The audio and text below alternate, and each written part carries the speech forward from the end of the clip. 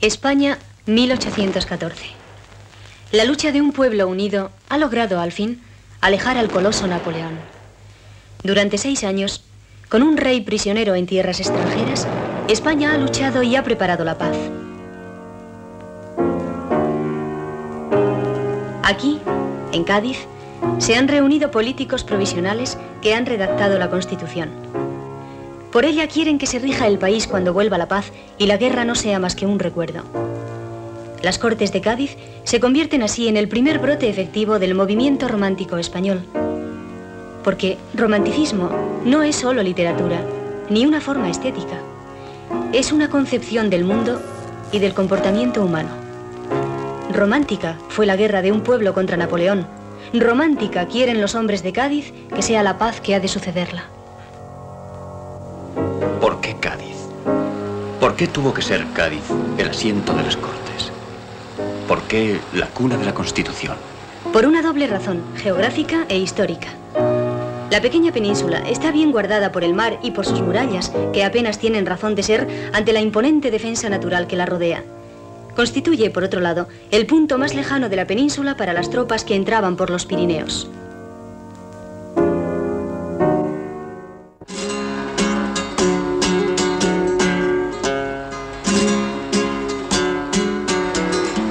A pesar de todo esto, la pequeña perla atlántica no consiguió verse libre de sitios y bombardeos, aunque su pueblo tomaba aquello con cierta alegría.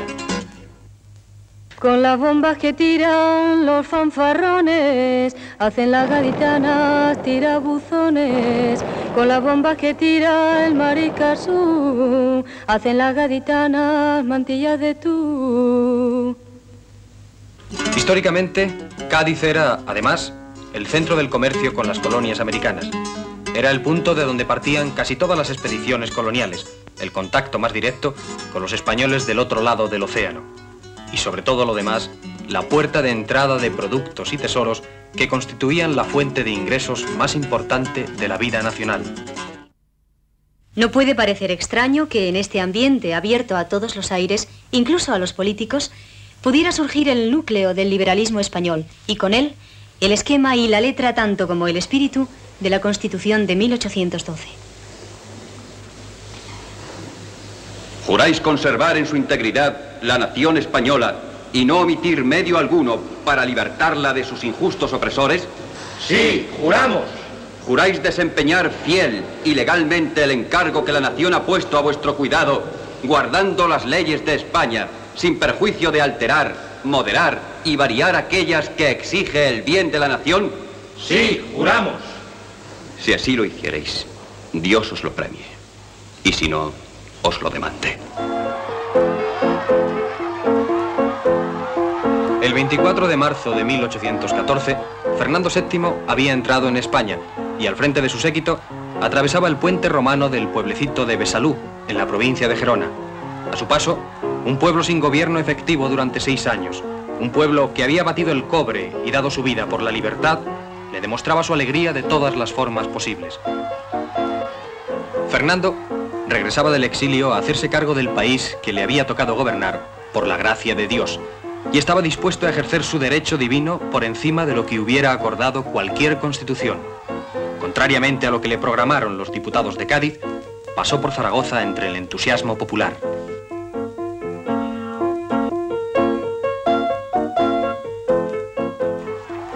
Y luego, por Valencia, donde el que llamaron Manifiesto de los Persas terminó de convencerle de que la obra emprendida por los diputados de Cádiz no tenía para nada por qué tenerse en cuenta. Por eso, allí mismo, en la capital del Turia, lanzó su primera proclama absolutista en la que reclamaba y se adjudicaba todos los derechos humanos y divinos que le conferían el ser el rey de la nación española.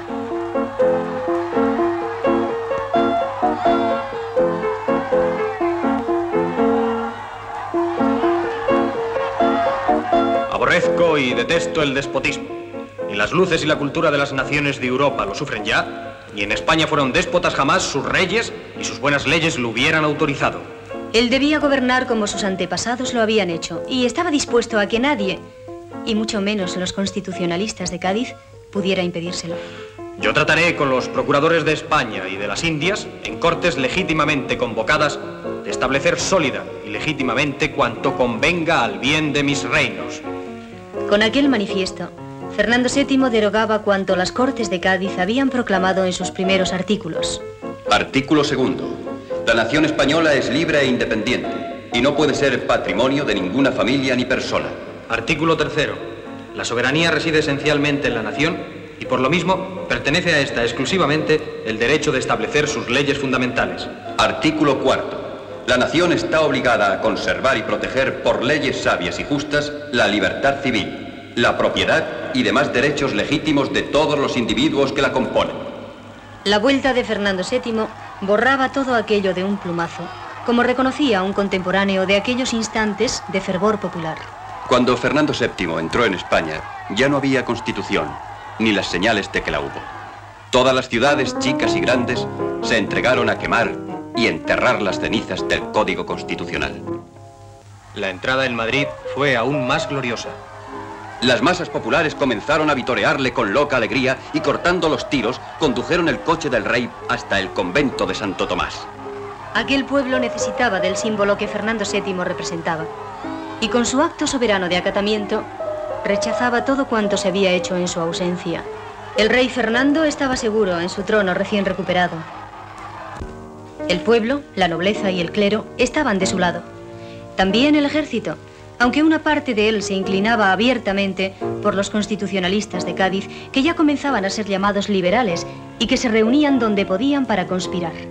En las tabernas y en los altos estrados, junto a la Mariblanca y en el café, no se oye más que de batallas y revolución, convención, representación nacional, libertad, igualdad.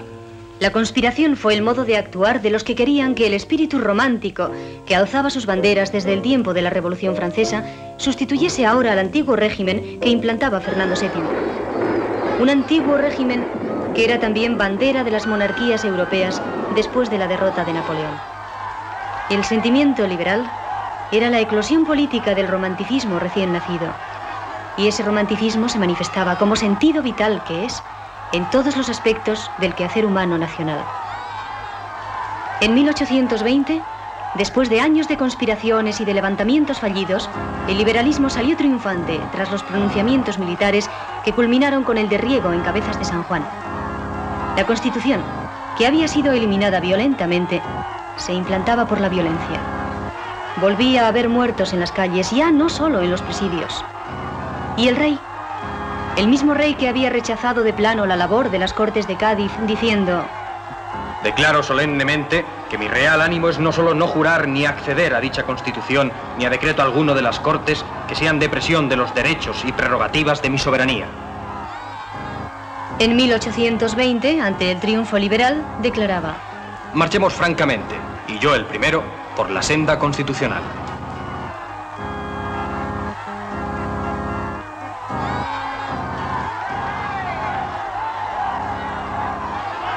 Frente a los liberales románticos, en cuyas filas militaban los elementos de la burguesía ciudadana, estaban las clases populares, de notorias tendencias absolutistas. Las partidas armadas apostólicas se levantaban por todas partes.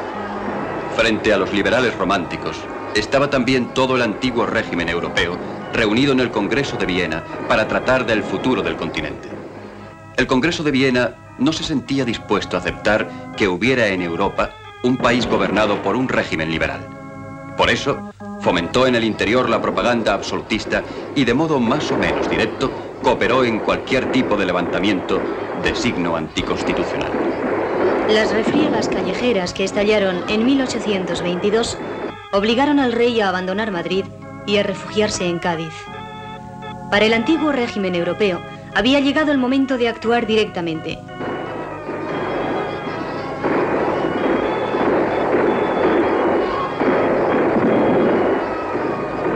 Las tropas del duque de Angulema, aquellas que fueron llamadas los 100.000 hijos de San Luis, hicieron su entrada en la península. Apoyada por las partidas absolutistas, la conquista francesa fue ahora prácticamente un paseo militar.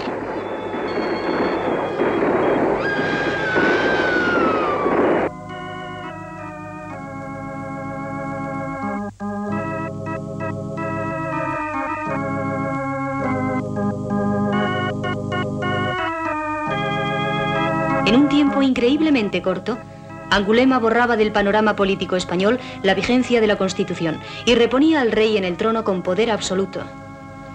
El bienio liberal pasaba a ser un recuerdo y el soberano volvía a gobernar el país como un patriarca. No hacía caso ni de la Constitución, que declaradamente había rechazado, ni de los absolutistas a ultranza, que al amparo de su propio hermano, Carlos María Isidro, le reprochaban no hacer todo el uso que debiera de sus divinos derechos. Sí, a partir de 1823, el rey vuelve a ser un gran padre autoritario que gobierna el país conforme a su regia voluntad. Se permite incluso el lujo de seguir, en cierto modo, la obra cultural que emprendieron sus antepasados, y de su reinado data la fundación de la Real Academia de Farmacia y la conversión del antiguo Gabinete de Ciencias en el Museo de Pinturas del Prado. Los liberales que no han emigrado vuelven a conspirar en la sombra. Pero sobre algunos cae despiadadamente la mano de la justicia regia. Riego es condenado a muerte y agarrotado. Y Juan Martín el Empecinado, el guerrillero que nunca fue vencido por los franceses, es encerrado en una jaula y sometido a las iras de los campesinos antes de ser ejecutado. En Madrid, el librero Millar es ejecutado bajo la acusación de lo que hoy llamaríamos distribución de propaganda clandestina. La misma suerte sufre en Granada Mariana Pineda, acusada de bordar una bandera liberal.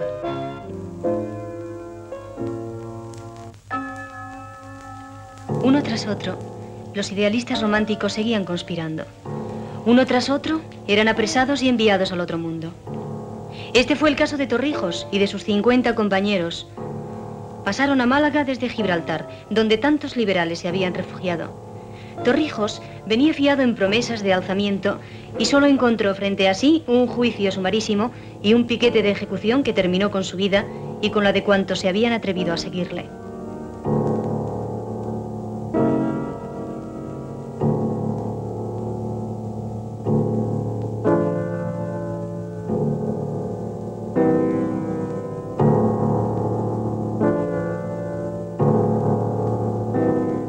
Sucedió en Málaga, a la orilla del mar, en el lugar más romántico que un conspirador liberal pudo haber elegido para su propia muerte. ¡Preparen armas!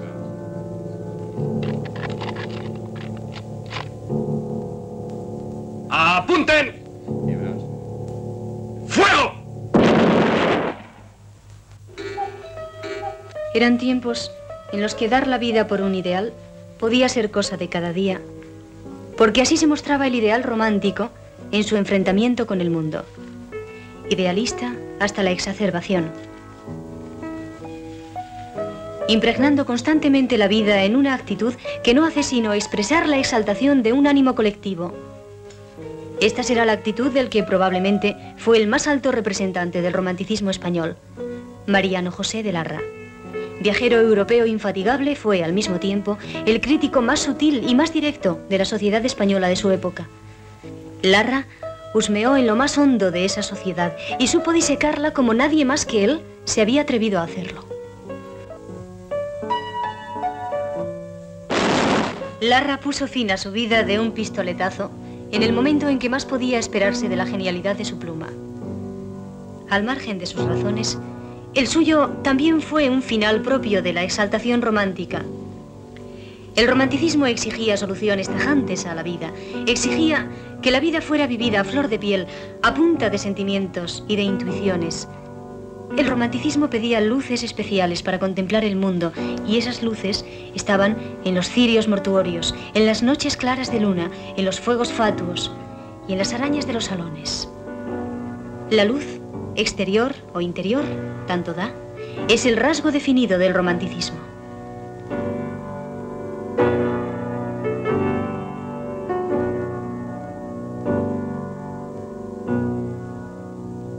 Un rasgo tan definido y definidor como pueden serlo los juguetes y las miniaturas de los silenciosos salones de peluche y espejos y cuadros de marco dorado.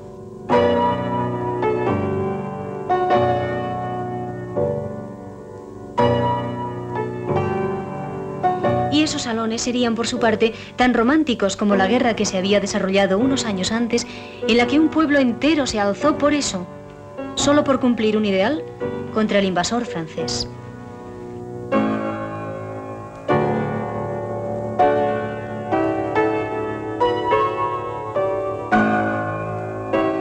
Los mismos rasgos románticos que tendrían los múltiples pronunciamientos militares de uno y otro signo que se sucedieron a lo largo del reinado de Fernando VII.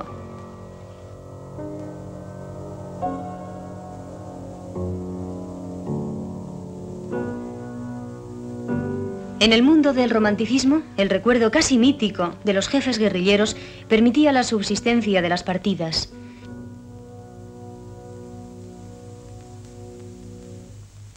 Las había de signo liberal y de claras tendencias absolutistas. Pero aún existía un tercer tipo. Eran las compuestas por hombres que tenían cuentas pendientes con la ley y que, terminada la guerra, no quisieron acogerse a los indultos que se impartieron con largueza. Entre regresar a unas tierras pobres para trabajarlas sin fruto y vivir la aventura de la partida, eligieron el segundo camino. Era más productivo vivir sobre el terreno, al margen de la ley. Así surgió la imagen del bandolero romántico, el mítico ladrón de ricos que luego repartía su botín entre los necesitados. Un ser al que también el romanticismo se encargaría de ensalzar. Como romántico fue también el rápido desgajarse de las tierras españolas del otro lado del océano. En menos de 20 años, las colonias americanas, conscientes de haber alcanzado la madurez que les permitiría en adelante regirse por sí solas, se independizan una tras otra. Dos periodos se distinguen claramente en el proceso de la emancipación americana. A lo largo del primero, el pueblo y las juntas revolucionarias abren el camino a la independencia sin que la lejana España, enzarzada en lucha a muerte por su propia independencia, pueda hacer nada por impedirlo. A partir de 1814, el rey y sus gobiernos intentan detener el proceso que se ha iniciado en las colonias. Son los años de las grandes gestas y de los grandes héroes. San Martín, Bolívar, Morelos. Los gritos de independencia resuenan por todo el continente.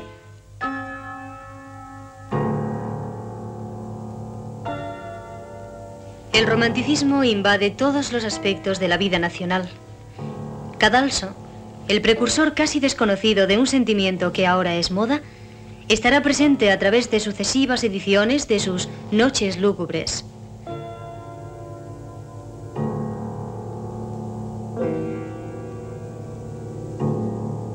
El cementerio, la muerte por un ideal, el amor desgraciado y creador al mismo tiempo, la buena estrella y la lucha por la libertad, son en el mundo romántico realidades tangibles, mucho más que símbolos abstractos. Es un mundo con sentimientos a flor de piel que gobernarán todas las manifestaciones de la vida de los hombres, incluso su muerte.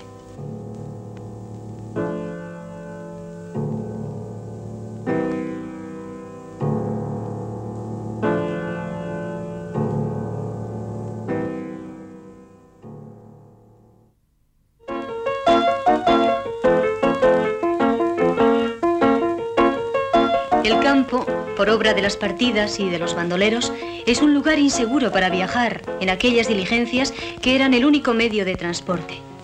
Los gobiernos, para paliar estos peligros y para impedir en lo posible el auge de las partidas, comenzó a exigir la posesión de un pasaporte a todos aquellos que se alejasen más de 5 leguas de los centros urbanos. Este hecho tenía que desgajar dos aspectos de la vida nacional. El hombre del campo era, cada vez más, ajeno al hombre de la ciudad. Este distanciamiento progresivo y profundo se unía a la cada vez también más profunda pugna entre tendencias liberales y absolutistas. El mundo de los salones albergaba reuniones políticas, y en esas reuniones, entre músicas y tules, entre espejos y figurillas de porcelana, se fraguaba el destino inmediato de la nación.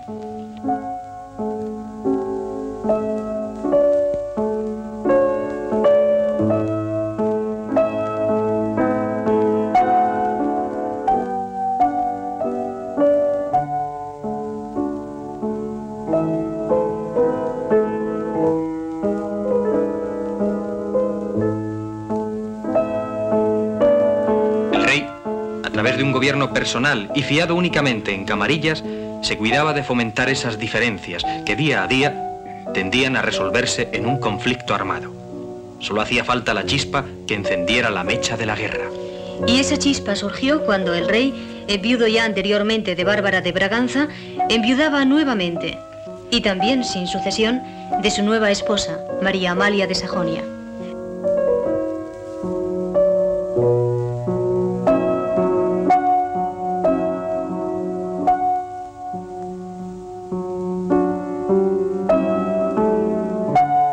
La sucesión exigía un nuevo matrimonio, y Fernando VII elegía a María Cristina, hija de Francisco I dos Sicilias.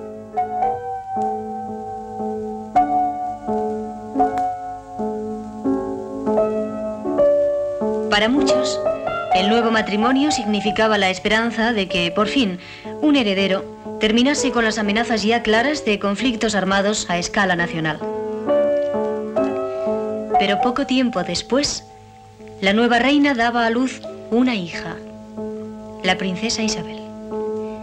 Y el rey Fernando ponía inmediatamente en vigor la pragmática sanción que había promulgado su padre Carlos IV en 1789 y que nunca había tomado artículo de ley. La pragmática sanción anulaba la ley sálica por la que se habían regido los monarcas de la Casa de Borbón. Aquella ley, siguiendo la tradición francesa, negaba a las mujeres todo derecho a acceder al trono.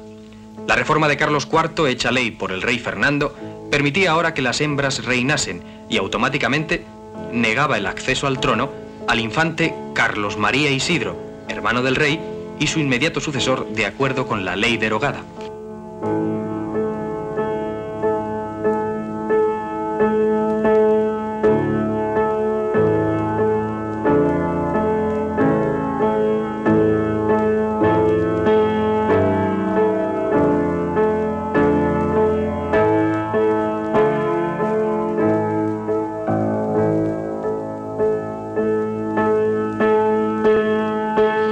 Pocos años después de estos hechos, el rey Fernando se moría en el Palacio del Pardo. Y con su muerte, España quedaba mucho más profundamente dividida de lo que había estado durante su vida. En torno a la reina niña y a la reina gobernadora, se agrupaban ahora las fuerzas liberales, la burguesía ciudadana y los políticos moderados. Junto al pretendiente Carlos se apiñaban los políticos absolutistas, una parte importante del campesinado del norte y de Levante y las partidas de guerrilleros apostólicos. Un núcleo de fuerzas considerables que se llamaron desde ese instante carlistas y que han pervivido hasta nuestros días. ¿Cómo eran los carlistas? Oigamos lo que dice de ellos un partidario convencido, Román Oyarzún. Dicen que en el llamado partido carlista existían tres matices: el de los legitimistas, el de los absolutistas y el de los teocráticos, también llamados apostólicos. ¿Acaso fuera más acertado decir que cada carlista contenía mezcladas en su espíritu esas tres tendencias, predominando el amor a la legitimidad, unido a un profundo amor a la religión católica, sobre el ideal absolutista y teocrático? El infante Carlos se proclamaba sin paliativos único descendiente legítimo del trono de España. Yo no deseo ser rey. Por el contrario, desearía desembarazarme de una carga tan pesada y que reconozco superior a mis fuerzas. Pero Dios, que me ha colocado en esta situación, me asistirá. Entonces, ¿Vuestra Alteza quiere provocar la guerra civil? No soy yo quien quiere la guerra civil, sois vosotros, ya que os obstináis en sostener una causa injusta.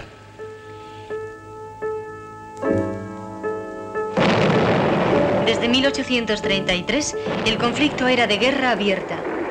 Durante 7 años, el norte de España y una parte considerable de sus zonas catalana y valenciana se vieron asoladas por una salvaje contienda, casi medieval. Una guerra de aceifas y de ciudades amuralladas, una guerra de emboscadas sin cuartel, una guerra donde, más que un simple conflicto dinástico, parecía dirimirse el enfrentamiento a muerte de dos mundos antagónicos, de dos épocas diferentes, distanciadas por siglos y extrañamente encontradas en el campo de batalla. Ciudades y pueblos de Navarra y las Vascongadas utilizaron por última vez en la historia la protección de sus antiguas murallas. La muralla y el cañón eran todo un símbolo del enfrentamiento temporal de las dos ideologías en pugna.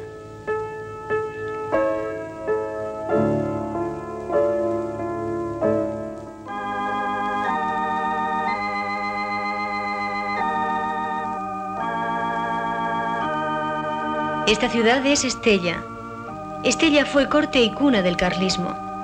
En sus viejas calles, en sus campanarios, en los recuerdos medievales que surgen al paso, está presente todo el contenido de una ideología que pugnó por resurgir y vencer. Estella es la representación plástica de la idea carlista. Es el mundo anacrónico que se mantiene extrañamente vivo en el pasado, sumergido en un universo cambiante cuya existencia se niega a reconocer y a aceptar.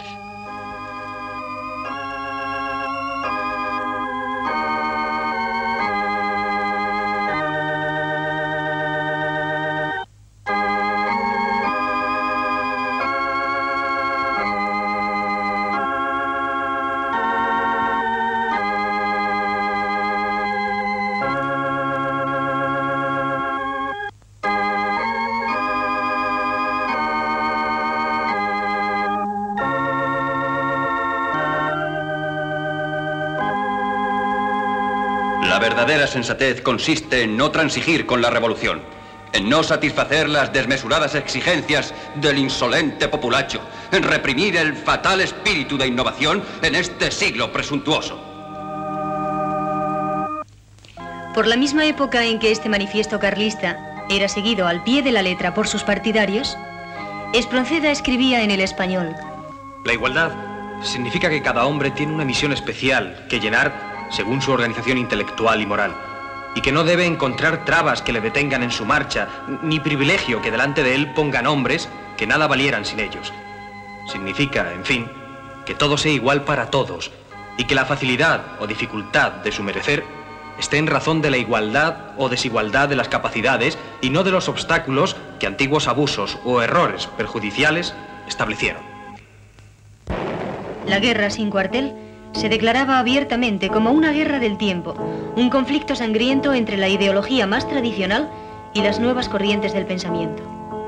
Las posiciones ideológicas eran reconocidas por ambas partes, hasta el punto de ser notoria la frase que el general Guergué pronunció ante el pretendiente don Carlos. Señor, nosotros los brutos llevaremos a vuestra majestad hasta Madrid. Pero la guerra, cualquiera que sea su signo, está hecha por hombres y estos hombres, al margen de su ideología, pueden ser capaces de alcanzar las más altas cimas del valor. Veamos cómo Galdós, tan alejado de la ideología carlista, describía a su más valioso general, Zumalacárregui. Su honradez era tan grande como su talento militar. Al rey que proclamó, a la idea monárquica pura a la que pertenecía, y ajustando su conducta a un proceder de línea recta, por nada del mundo de ella se desviaba.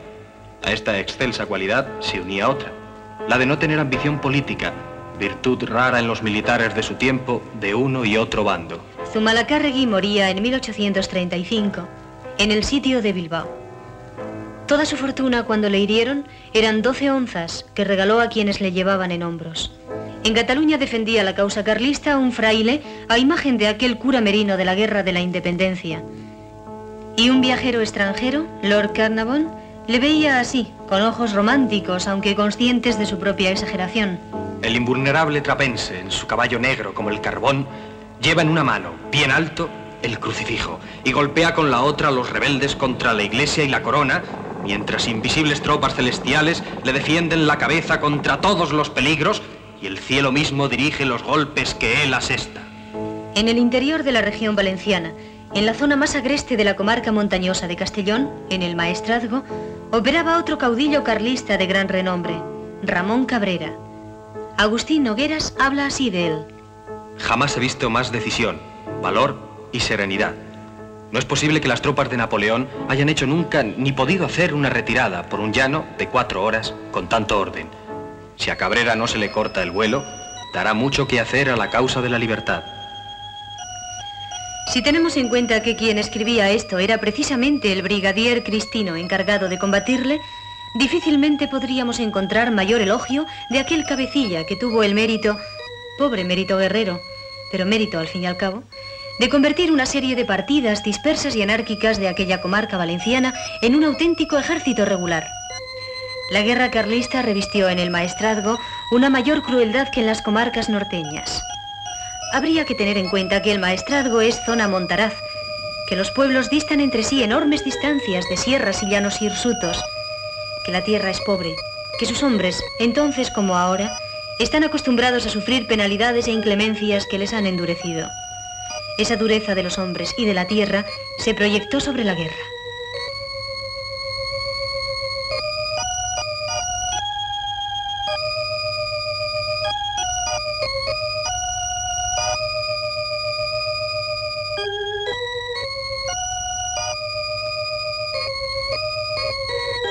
Los pueblos eran incendiados. Los prisioneros, cualquiera que fuera su edad o condición, eran inmediatamente fusilados. El mismo brigadier Nogueras mandaba ejecutar a la madre del cabecilla Cabrera. Y el que fue llamado el Tigre del Maestrazgo, al conocer la noticia, sintió acrecentarse su crueldad y convirtió la guerra del Maestrazgo en una de las páginas más crueles de la historia de España.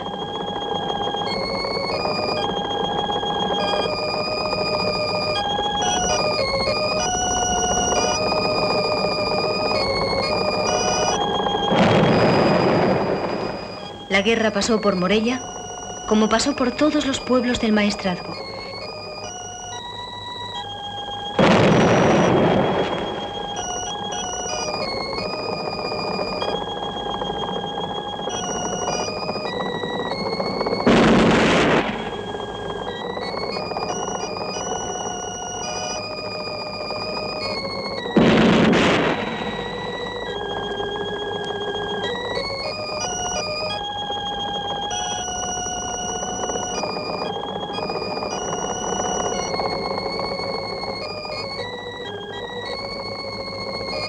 Pero Morella, con sus murallas que la preservan casi milagrosamente del paso del tiempo, constituye para la comarca castellonense lo que Estella era para Navarra, el enclave ideológico de una forma de vida que se negaba a desaparecer y que defendía su estancamiento temporal contra todos los embates del progreso.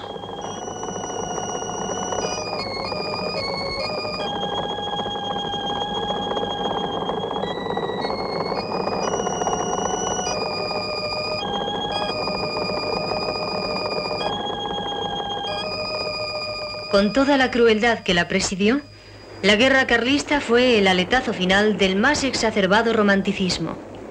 Era una guerra que jugaba a la muerte más allá del tiempo. Una guerra en la que contaban ¿Por qué? los actos de valor como dignos de ser cantados por las gestas de la Edad Media. Una guerra en la que contaba el prestigio, y ese prestigio se medía en muertos. ¿Por qué? Algunos de aquellos hechos pudieron haber sido una gesta de los remotos tiempos de la Reconquista. Pensemos en aquel general Gómez que al frente de sus carlistas recorrió media España en un alarde de valor que, como las aceifas musulmanas de la Edad Media, parecía no tener otro objeto que dar noticia real de su presencia y de su osadía. Y eso en unos territorios, La Mancha, Castilla la Nueva, el norte de Andalucía y media Extremadura, que vivían con la guerra ajena a su propia piel.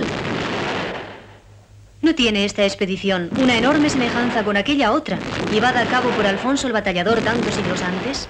La guerra carlista, a fuerza de crueldades y muertes e incendios y desolación, fue desgastando las fuerzas del país y al cabo de 7 años de contienda, los únicos que habían conquistado un prestigio cierto eran los militares cristinos. Militares que iban a ser precisamente los llamados a ser, en el inmediato futuro, los conductores de los destinos de España, como el defensor heroico de Bilbao, el general Espartero, o el general Narváez.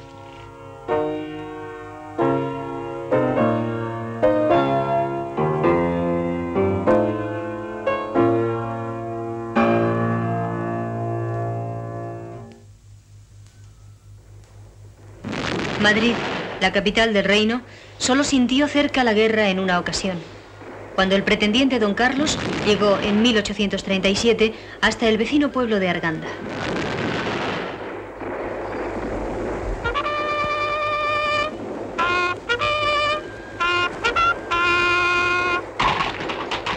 Aquella vez, y solo aquella, se sembró la inquietud entre la población y la misma reina gobernadora salió en compañía de la reina niña para dar ánimos con su presencia a las tropas cristinas que iban a defender Madrid.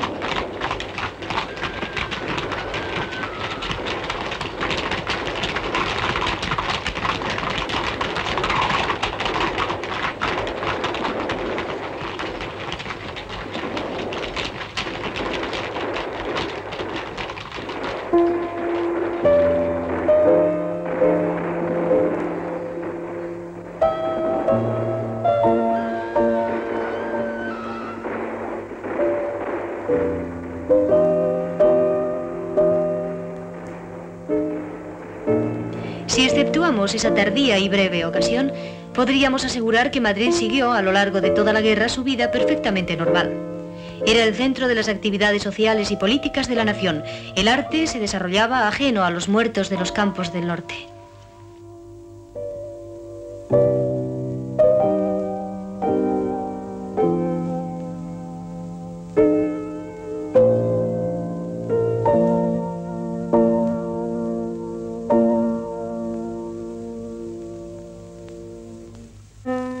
En 1835, el mismo año en que Zumalacárregui moría en el sitio de Bilbao, se constituía el Ateneo de Madrid, y en diciembre de ese mismo año era nombrado presidente un prócer del romanticismo español, el Duque de Rivas.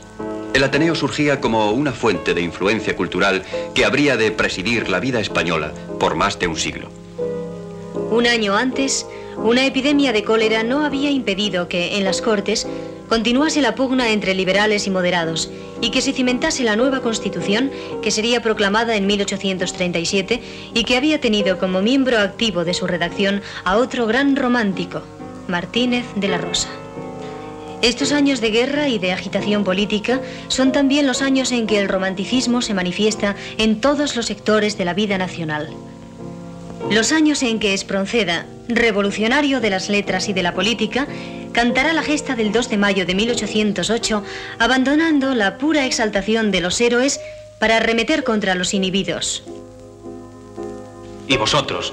¿Qué hicisteis entre tanto los de espíritu flaco y alta cuna? ¿Derramar como hembras débil llanto o adular bajamente a la fortuna? Buscar, tras la extranjera bayoneta, seguro a vuestras vidas y muralla, y siervos viles a la plebe inquieta, con baja lengua apellidar canalla.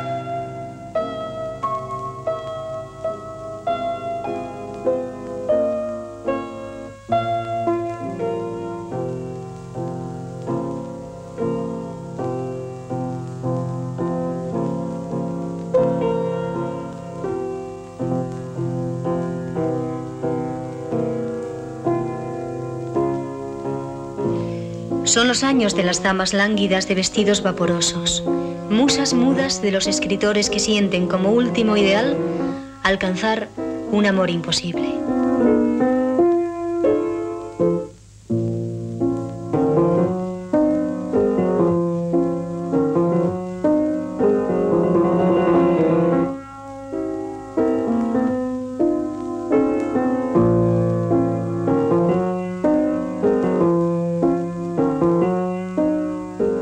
Son los años en los que el pasado ruinoso es cantado con nostalgia y sentido en lo más profundo del espíritu. Es un pasado convertido ya en ruinas que se desmoronan ante el nuevo mundo que está surgiendo.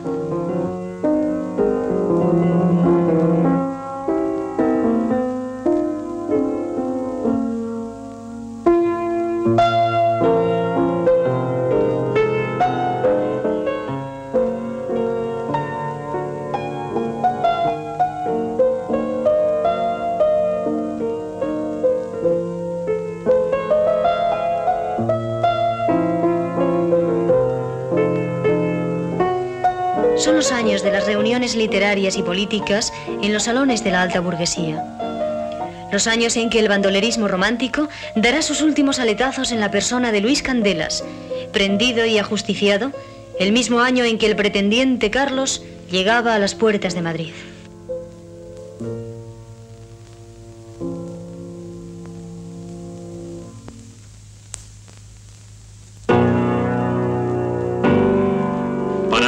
Por el alma del que van a ajusticiar. Este grito, precedido por la lúgubre campanilla, tan inmediata y constantemente como sigue la llama al humo y el alma al cuerpo. Este grito que implora la piedad religiosa en favor de una parte del ser que va a morir, se confunde en el aire con las voces de los que venden y revenden por las calles los géneros de alimento y de vida para los que han de vivir aquel día. No sabemos si algún reo de muerte habrá hecho esta singular observación, pero debe ser horrible a sus oídos el último grito que ha de oír de la coliflorera que pasa atronando las calles a su lado. Larra, increíble pintor con la pluma. casi tan increíble como aquel otro pintor, el sordo genial de Fuendetodos, que habría de ser con su estilo inigualable el inspirador de una buena parte del romanticismo pictórico español.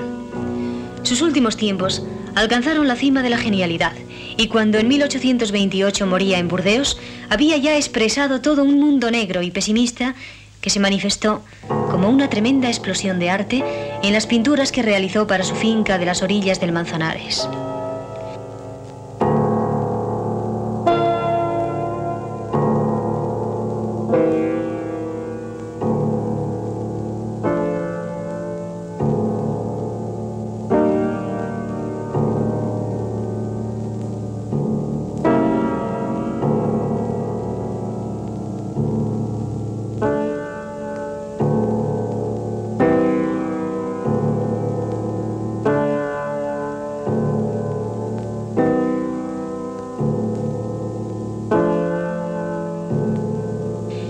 La alucinación distorsionada de los caprichos es un sueño horrible, donde los mundos imaginados se mezclan con las pesadillas vividas en el mundo cotidiano. Una mezcla inquietante de fantasía y de realismo, entrecruzándose e influyéndose mutuamente.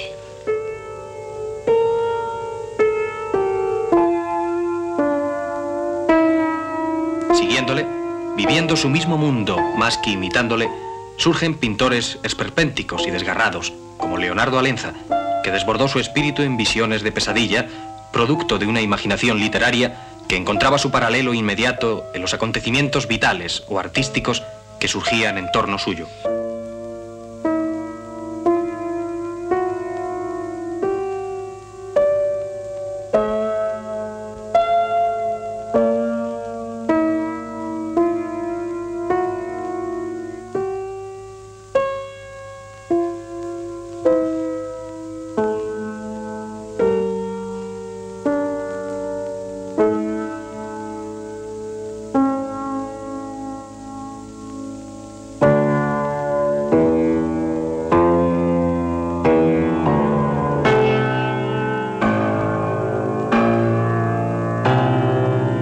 El mismo mundo que, con ligeras variantes, captó otro seguidor de Goya, Eugenio Lucas, buscador incansable de lo insólito en la vida cotidiana, captador implacable del mínimo ridículo de la escena más seria.